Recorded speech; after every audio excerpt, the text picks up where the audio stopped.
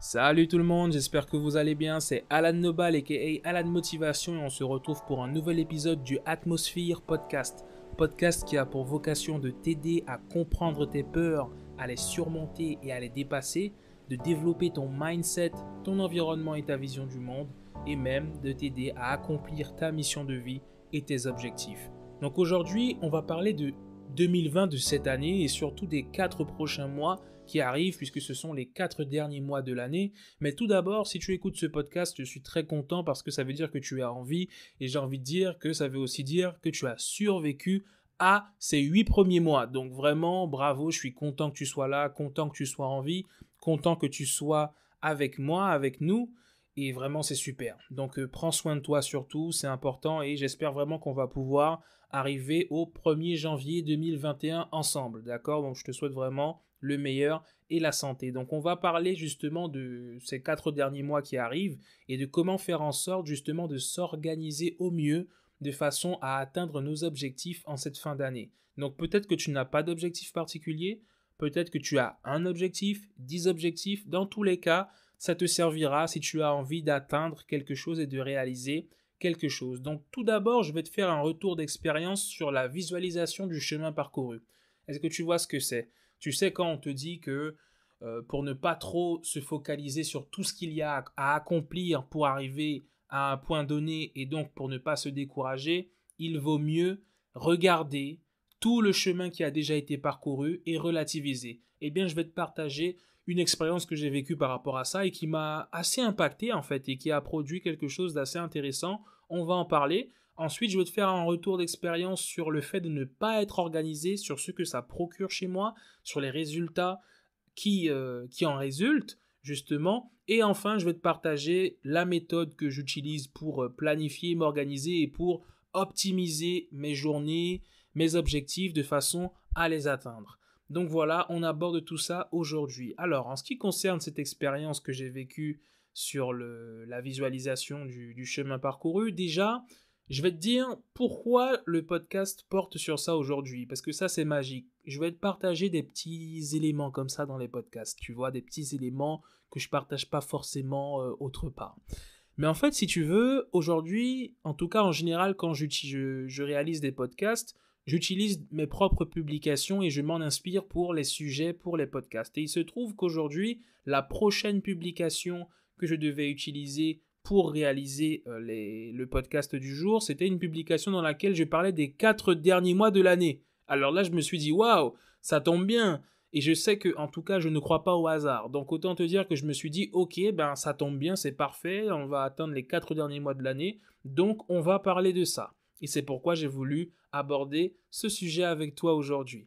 Donc, en ce qui concerne le retour d'expérience sur la visualisation du chemin parcouru, tu sais, parfois, certaines personnes disent, il y a tellement de choses à faire dans ce projet, j'en peux plus, j'ai l'impression que je ne vais pas y arriver, il y a encore tellement de choses à faire, c'est pas possible. Et il y a des personnes, je pense notamment à un coach qui s'appelle Ajit Navlaka, qui est sur une chaîne YouTube qui s'appelle Ever Coach. Si tu veux regarder, jeter un coup d'œil, Evercoach, coach. Et du coup, il expliquait que il faut parfois prendre le temps, lorsqu'on est submergé par tout ce qui semble devoir arriver en face de nous, c'est important de relativiser et de regarder le chemin parcouru, tout ce que l'on a déjà fait. Alors je me suis dit qu'effectivement c'était intéressant, mais j'avais jamais vraiment ressenti cette chose. Mais tu sais, l'autre jour, parce que je parlais avec une personne sur Instagram qui me disait qu'elle avait des soucis dans sa relation, je me suis dit que j'allais faire un best-of, et d'ailleurs tu l'as sûrement vu si tu es passé sur mon compte Instagram. Si ce n'est pas encore le cas, rendez-vous sur alan.motivation et tu verras le best-of des vidéos sur l'amour et les relations 2018-2019. Donc du coup, je me suis dit que j'allais faire un best-of. Et pour cela, j'ai dû retourner dans toutes mes publications pour chercher les vidéos que j'avais faites il y a déjà 2 ans, tu vois. Et il se trouve qu'en faisant ça, je suis remonté petit à petit et en fait, je suis repassé sur tout ce que j'avais fait. Et je me suis dit, mais Alan, tu ne réalises pas forcément, mais tu en as quand même déjà accompli du chemin. Et c'est déjà très bien. Et là, j'ai vraiment ressenti j'ai eu un sentiment de satisfaction, un sentiment de soulagement en me disant que, eh bien, même si tu devais partir demain, en fait, tu as déjà parcouru beaucoup de chemin, contrairement à ce que tu pourrais penser. C'est vrai qu'il reste beaucoup à accomplir, mais tu as déjà accompli des choses nobles. Et ça, c'est très intéressant. Quand j'ai revu que j'avais rencontré Eric Thomas, toutes les publications que j'ai faites, que quand j'ai été à la radio, l'impact que j'ai pu avoir déjà, je me dis waouh, c'est très beau en fait. C'est très beau, c'est très noble, et tu peux être fier de toi. Et j'ai eu un réel sentiment de satisfaction, et ça m'a fait un grand bien. Et c'est pourquoi aujourd'hui, je t'invite, si tu ne l'as pas encore fait et que tu bosses par exemple sur un projet, à prendre le temps de regarder le chemin parcouru en fait et de l'apprécier surtout. Ça, c'est important, prendre le temps d'observer ce chemin parcouru et de l'apprécier. Parce que tu as probablement fait aussi un sacré chemin. Maintenant, ça dépendra. Tu vois, ça dépendra de ton avancée. Ça dépendra de plein de choses. Mais prends le temps de regarder le chemin parcouru et fais-moi un retour. Tu sais, envoie-moi un petit message quand tu l'auras fait ou le jour où ça va arriver et que tu vas te dire waouh, ah ouais, quand même. Et bien là, si tu repenses à moi, envoie-moi un petit message et ça fera toujours plaisir. Donc voilà, je pense que c'est important de prendre le temps de le faire. En tout cas, là, c'est arrivé au moment où je m'y attendais pas. Et pour le coup, ça m'a vraiment impacté. Donc c'est génial. Maintenant, tu sais, concernant l'organisation, parce que oui, on va arriver sur les 4 derniers mois de l'année, eh bien, j'ai fait l'expérience de ne pas être organisé parce que ces derniers temps, j'avais pas mal de soucis d'organisation, j'arrivais pas à aller dormir à la bonne heure et j'ai un peu vu à quoi ça a abouti et j'ai vu que personnellement, j'arrivais pas à atteindre mes objectifs correctement parce que je n'arrivais pas à dormir à la bonne heure, donc je me réveillais un peu plus tard, ce qui impactait directement ma journée, donc autant te dire que ma journée était complètement impactée et que c'était pas top.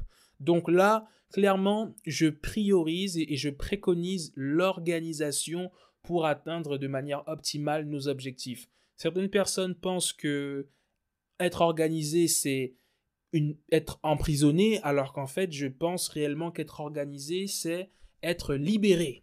Parce qu'on est libre de... Vraiment, en fait, si tu veux, c'est le fait de se dire que je vais faire telle chose à tel moment, de savoir que telle chose est faite, et du coup, que le moment où je serai, on va dire, par exemple, le week-end, tu sais, le moment où j'aurai accompli ça, j'aurai un tel sentiment de satisfaction, eh bien, je saurais que ma journée, elle est accomplie comme je voulais qu'elle soit accomplie, et là, je sais que je serai satisfait. Et en fait, ce sentiment-là procure un vrai sentiment de liberté. Après, tu peux avoir un jour dans la semaine où tu n'es pas en organisation. Par exemple, pour moi, ce sera le samedi où je fais un peu les choses comme je veux. Et tu sais, j'ai remarqué que même quand je fais les choses comme je veux, je ressens malgré tout ce besoin d'organisation un minimum. Mais le samedi, je suis beaucoup plus libre. Donc pour parler et rentrer dans le vif du sujet, pour parler justement de l'organisation sur les 4 derniers mois de l'année. Déjà, j'ai envie de te demander comment est-ce que se sont passés ces 8 premiers mois. Comment est-ce que se sont passés ces 8 premiers mois? Est-ce que tu as pu accomplir ce que tu voulais accomplir? Est-ce que ça a été? C'est vrai qu'il y a eu le confinement, il y a eu pas mal de choses, encore une fois, comme je le dis, et j'ai envie de dire que si tu es en vie, c'est déjà une très bonne chose et si tu as survécu, c'est déjà une très bonne chose. Donc maintenant, on va essayer d'optimiser ces 4 prochains mois. De mon côté, les 8 premiers mois ont été, mais je pense que j'aurais peut-être pu faire plus, mais en tout cas, j'ai pas mal réfléchi. Je me suis pas mal remis en question, notamment pendant le confinement. Mais là, on va se concentrer sur les 4 prochains mois, si tu le veux bien, et on va justement parler de méthode. Je vais te partager ma méthode, la méthode que j'utilise pour justement m'organiser et optimiser mes journées. C'est une méthode qui a porté ses fruits, sachant que je l'utilise depuis un petit moment maintenant, et récemment, j'ai réussi à la mettre en place parce que j'avais un peu arrêté, et elle fonctionne, et ça fait du bien. Donc, si tu veux, je vais avoir un planning. Comment ça va se passer? Je vais avoir un planning que je vais utiliser de manière mensuelle, hebdomadaire, journalière. D'accord? Ça veut dire que chaque mois, je vais savoir quel objectif doit être atteint. Et je vais te donner des exemples très concrets. Je vais te partager entre nous là. Je vais te partager comment je vois la fin de l'année pour moi, quels sont mes objectifs et comment je m'organise. Comme ça, tu auras un exemple réel. Alors, j'ai besoin de savoir, parce qu'on va avoir les 4 derniers mois de l'année, là, septembre, octobre, novembre et décembre, j'ai besoin de savoir ce qui doit être réalisé et surtout pendant quel mois ça doit être réalisé. Ça, C'est super important. Donc, je sais que par exemple, en décembre, j'ai une webconférence que je dois réaliser sur la motivation. Je n'ai pas encore choisi la date, mais on va dire que c'est le 15 décembre. D'accord, par exemple. Je sais qu'en décembre aussi, je veux avoir fini d'écrire mon premier livre. Donc, ça paraît quand même énorme comme objectif, mais en réalité, est-ce que c'est impossible? On va dire que je choisis la date du 31 décembre pour ça. Ça fait 2 objectifs en décembre. En novembre, je dois prendre rendez-vous chez le neurologue. Parce que comme tu le sais peut-être déjà, je suis épileptique, donc je dois quand même faire des suivis. Et le mois qui arrive là, en septembre, je dois... Et oui, je vais te le dire en exclusivité. Je dois publier mon premier site web. Et je vais pas te dire ce qu'il y aura dessus pour l'instant, mais en tout cas, je te le dis. Donc, toi qui m'écoutes, tu l'as en exclusivité. Donc voilà, on va dire que j'ai 4 grands objectifs, même pas 3 grands objectifs pour cette fin d'année. Septembre, publier mon site web. Décembre, réaliser ma webconférence le 15 décembre et terminer d'écrire mon livre le 31 décembre. Donc maintenant que je sais que j'ai 2 objectifs principaux en décembre et un objectif principal en septembre, maintenant il va être intéressant d'organiser ma semaine. Et là, si tu veux, j'ai réalisé un document, je suis sur Excel, d'accord? Je suis sur Excel, j'ai une feuille Excel et j'ai voilà mon planning, donc janvier, février, mars, avril pour chaque mois. Et là, j'ai une visibilité sur ce que je dois faire sur chaque mois. Donc on a 3 objectifs principaux. On ne va pas compter réellement le neurologue. Donc maintenant que je sais que je dois faire ça pour le mois de décembre et pour le mois de janvier, et pour le mois de septembre plutôt, maintenant je vais avoir un planning hebdomadaire que j'ai réalisé sur Word, d'accord? Je me suis fait un tableau, planning hebdomadaire. Donc sur la semaine, je vais devoir savoir comment je vais organiser ma semaine. Ça veut dire que je dois avoir une vision globale de la semaine. Lundi, mardi, mercredi, jeudi, vendredi, samedi, dimanche, qu'est-ce qui doit être fait? Par exemple, le dimanche, c'est un jour où je vais plutôt être posé à la maison. C'est le jour aussi où je vais publier une vidéo sur YouTube. Le samedi, c'est le jour où vraiment ça va être un peu chill, tu vois, mais il y aura la préparation du contenu de la semaine. Ça va être un moment aussi où je vais lire, où je vais apprendre de l'actualité, où je vais profiter de danser, où je vais profiter de faire autre chose, d'accord? C'est un peu la journée libre. Mais en tout cas, dans la semaine, il y a le sport, il y a les moments de formation, il y a les quiz créoles à publier. Donc tu vois, en fait, globalement, je vois chaque jour ce qu'il y a à faire. Tu vois, et ça donne une vision d'ensemble sur la semaine. Mais maintenant que je sais qu'il y a toutes ces routines que j'ai dans la semaine, il faut que je trouve où est-ce que je vais placer ce que je dois faire pour le livre, pour la webconférence et pour le site. D'accord? Donc là, je peux choisir par exemple en regardant la semaine, je vais me dire, alors le lundi, je vais bosser sur la webconférence, le mercredi et le vendredi par exemple. Le mardi, je vais bosser sur le livre, le jeudi, je vais bosser sur le livre. Là, ce sont des exemples que je te donne. Ça veut dire qu'avant même de commencer la semaine, je sais comment est organisée la semaine et ce que j'aurai à faire globalement dans la semaine. Une fois que mon planning hebdomadaire est réalisé et que j'ai mes objectifs chaque jour comme ça, eh bien, on va avoir un planning journalier, tout simplement. Ça veut dire que je dois savoir ce que je vais faire demain. Et j'ai été un peu plus loin, je me suis fait un planning journalier avec des horaires. Ça veut dire que de 7h à 9h, il y a des choses à faire, de 9 à 10, il y a des choses à faire, de 10 à 12, il y a des choses à faire, de 13h à 16h, il y a des choses à faire, de 16h à 18h, il y a des choses à faire, de 18h à... Non, même pas, allez, parce qu'après je rentre à la maison, donc de 19h30 à 21h, il y a des choses à faire, et de 21h à 22h pareil, et à 23h c'est l'heure du dodo. Tu vois ce que je veux dire? De 23h à 6h du matin, voire 7h. Donc, le planning journalier, une fois qu'on a le planning hebdomadaire, on va placer les objectifs. Donc, je vais les placer. Le matin, par exemple, de 7h à 9h, pour moi, ça va être lecture de la Bible, faire des pompes, publier le quiz créole, et puis, par exemple, prendre le temps de me former. Maintenant, le temps de formation peut être remplacé, par exemple, par l'étude pour la webconférence ou par l'écriture du livre. Mais je pense que je vais laisser le temps de formation. De 9 à 10, c'est le moment où je prépare le petit déjeuner et le déjeuner. Et de 10h à 12h, je vais peut-être jouer un petit peu à un jeu que j'aime bien, Rocket League. Et là, je fais des petits trucs, tu vois, les petits trucs annexes que j'ai à faire.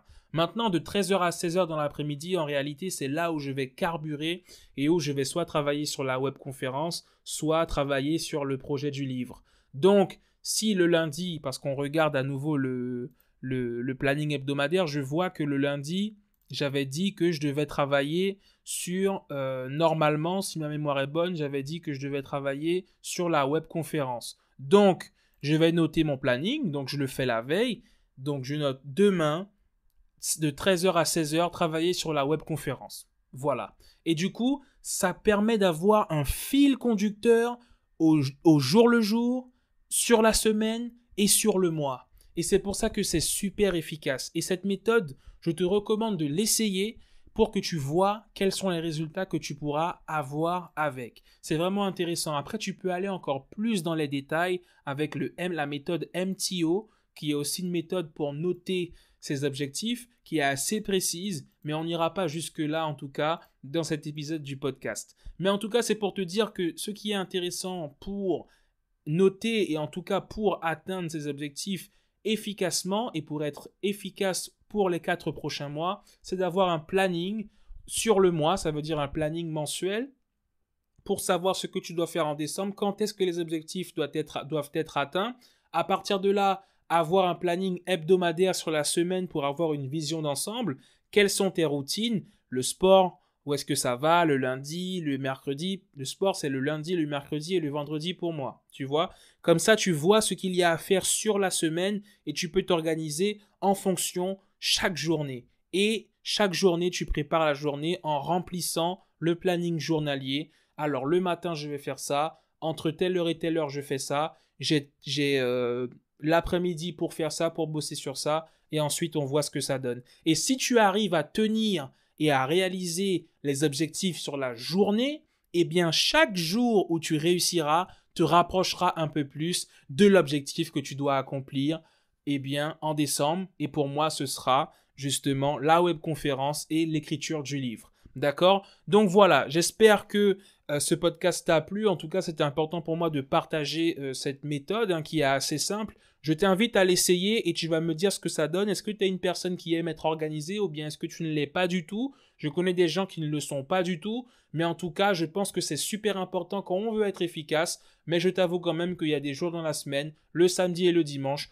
où je relâche complètement mon organisation et où je laisse un peu aller au fil de l'eau. Je pense que c'est important et il faut juste trouver l'équilibre. D'accord? Donc, ce que je te propose, c'est qu'on essaie d'optimiser réellement ensemble nos 4 prochains mois et surtout, prends soin de toi vraiment parce que on ne sait jamais ce que la fin d'année peut nous réserver. Mais en tout cas, prends vraiment soin de toi et puis bon courage pour cette fin d'année et de toutes les façons, on reste ensemble et on se tient au courant. Allez, ciao, ciao, prends soin de toi. Bye bye.